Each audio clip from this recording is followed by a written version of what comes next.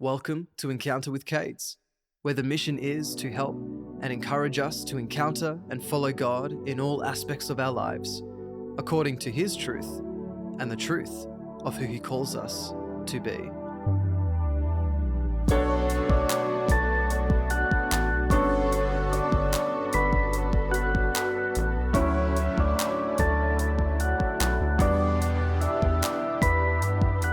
Hey there, it's Cayds. I hope that you're doing well wherever this may find you. Thank you for tuning in, by the way, whether it's your first time or you've been listening for a while. I appreciate you taking some time out of your schedule to come and join in the conversation. So thank you so much for that. And I hope you're having a good week. I hope you're doing well. And I hope that this conversation today would be encouraging for you, or perhaps even challenging, that there would be something God can really bring out of it into your life, that you get the senses from Him and that you can apply to your life, that really helps strengthen your faith if you are a Christian listening to this, or even if you're not. It's so good to have you here. And maybe there's something that will just spark some curiosity or maybe spark some questions. I don't know. But my prayer is that God would use this in whatever way He desires to use it in your life. So I'm glad you're here. So good to have you. Psalm 6 is where we're heading, so get ready for that. If you've missed any of the previous episodes and the previous Psalms we've been through, you're welcome to go and check those out in your own time. But for now, Psalm 6, we are going to have a look at that today together. So if you are able, if you're not listening to this while driving or anything like that, feel free to get a Bible open and ready to go. If you are able and have one nearby, follow along in Psalm 6. And let's see what God has to say to us through this psalm. So here we go, Psalm 6.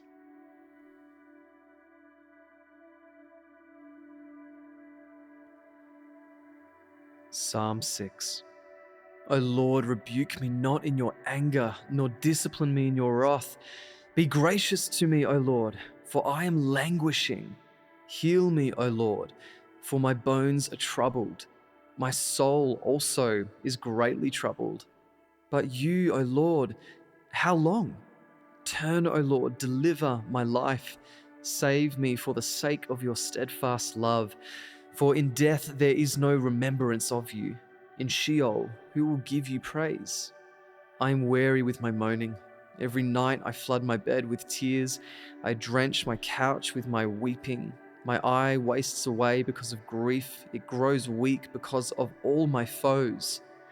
Depart from me, all you workers of evil, for the Lord has heard the sound of my weeping. The Lord has heard my plea. The Lord accepts my prayer. All my enemies shall be ashamed and greatly troubled. They shall turn back and be put to shame in a moment. There's two things that are true about our lives.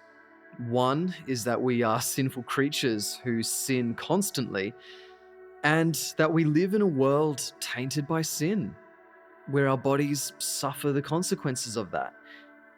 Now, Psalm 6 is another interesting psalm, given that it's another lament born out of hard circumstances. Isn't it so interesting how humans will desperately turn to God when they feel everything's against them? It's a pretty common thing, and even non-Christians will accept prayer or offer the cry of, God, if you're real. There's something intrinsically inside us as humans that knows we are so not in control, that our only chance of survival lies in something that is greater and more powerful than ourselves, which is God. Deep down, we are wired with this sense of knowing that there's something out there that can fully complete and fulfill us. And that's why we see so many people chasing quote unquote happiness and wholeness, but in all the wrong places. In the case of this psalm, it would appear that David was fully aware of wrongdoing on his part, that being sin, that there was a just consequence, and was fully reminded that he was at God's mercy. In verse 1, David is pleading that God would not rebuke me in your anger, nor discipline me in your wrath. There's some very specific verses that came to mind when I was reading this, which are really important to understand when it comes to God's discipline. The first one being Proverbs 3, verse 11 to 12. It says, "My son, do not despise the Lord's discipline, or be weary of his reproof, for the Lord reproves him whom he loves, as a father the son in whom he delights." And Hebrews 12, verse 7 says this, "It is for discipline that you have to endure. God is treating you as sons. For what son is there whom his father does not discipline?" Now, these verses generally seem to apply for the believer, but the general consensus seems to be that David was physically suffering at the time of this psalm. So take that, coupled with an awareness of God's discipline upon him. You can imagine it was obviously an overwhelming experience for David. Something that should be said, though, that is really important before we go on. We do not always suffer because of something we have done personally. Now, I've met people who always assume and run with this train of thought, this kind of thinking of, well, clearly you're struggling and suffering and going through trials because you must have sinned in some way. Therefore, you're facing this infliction and so on.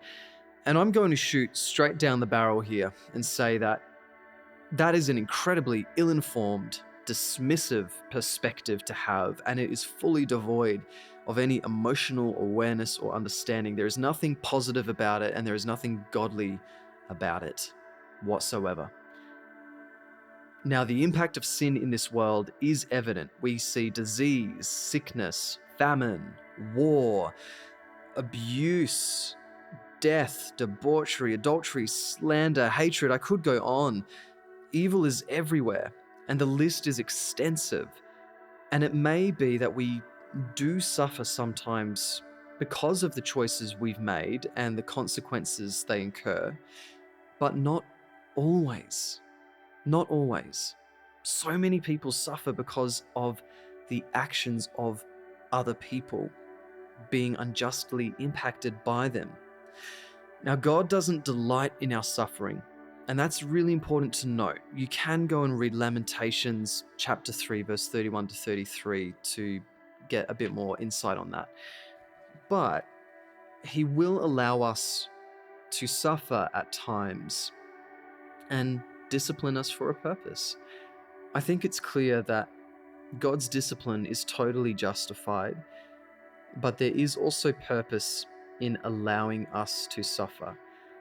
I'd love to draw your attention to 1 Peter chapter 1, verse 6 to 7.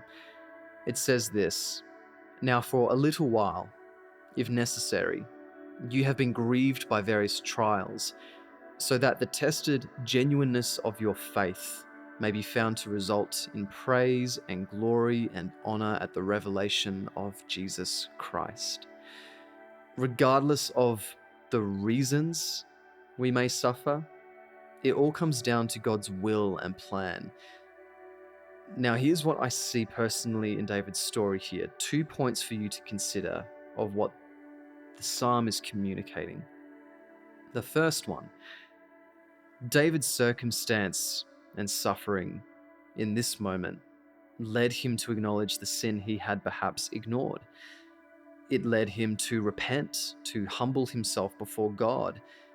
Not all situations like this happen because of sin we've committed necessarily, but sometimes He may allow things to happen in order that we would learn and grow spiritually. And secondly, David's suffering, his realization of his sin, his desperate state of life, it actually drew him to a full dependence on God. He knew he was at God's mercy, but he also knew God could show mercy. God is a God of mercy, He is a God of compassion. But there are times where sometimes we need to be pulled up on things. And David had that moment here. And if I'm going to be completely honest and transparent, there are absolutely times where I've suffered and gone through trials or challenges, whatever it might be, because of the decisions other people made or the actions of other people, and they negatively impacted me. And they were incredibly difficult in the time. But I'm able to look back now at this point in life and see how, in the long term, God used those things to draw me closer to Him, to depend on His understanding, His guidance, His wisdom, His perspective, and not my own. And He used it to build my character, strengthen my faith, develop things in me that were lacking before.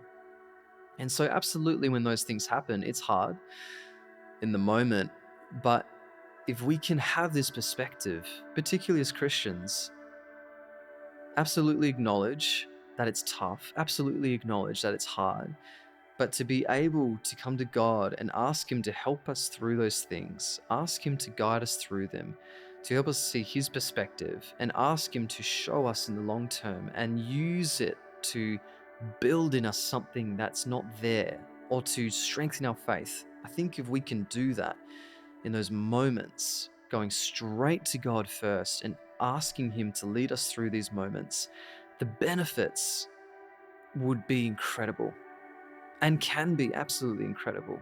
So that's one thing I'd love to challenge you with. If you are struggling through something right now that's not necessarily a result of choices you've made, it's impacted by the actions of others, whatever it might be, come to God first. Ask Him to guide you through this. Ask Him to make your reaction the way He would react. Ask Him to guide you through how to approach this with wisdom, with a perspective that's set on God's ways, all those kinds of things. I'd encourage you in that. But my other challenge would be, if perhaps there is something in your life, choices you've made or things you've done that have led to the trials or the struggles you were going with, maybe there's something you're unaware of. And I can tell you absolutely, I'm going to put my hand up and be the first one to say, I have made so many horrible decisions in my life, said things I shouldn't have said, done things I shouldn't have done, whatever it might be, where that led to some pretty hard times, and I could only look to myself as the reason for those things happening. And as humans, it's incredibly difficult for us to acknowledge that we might be the reason we are going through some tough stuff sometimes. As human beings, one of the impacts of sin is the great pride in humankind. There's a pridefulness where we don't want to acknowledge that perhaps we are in the wrong. And if I look at our culture right now, so much of this culture, it's a mindset that encourages a deference of responsibility. I see so many young people, particularly my generation and younger, that are so willing and desperately try to defer any sort of responsibility. No, I'm not in the wrong here. That was because of this thing I done, or this, I'm not to blame. When in reality, sometimes actually, hey, we are the ones who did something that wasn't okay. And we do need to take responsibility. And I'm going to guarantee you, and I say this from experience, when I was confronted with my own stuff, when I realized the error of my ways, and I came to God and I sought His forgiveness, and I repented and I asked Him to help me turn away from those things, and I turned away, it freed me up. It freed me up. My life was so much better as a result. I still had some hard things I needed to learn. I still had some hard things I needed to go through.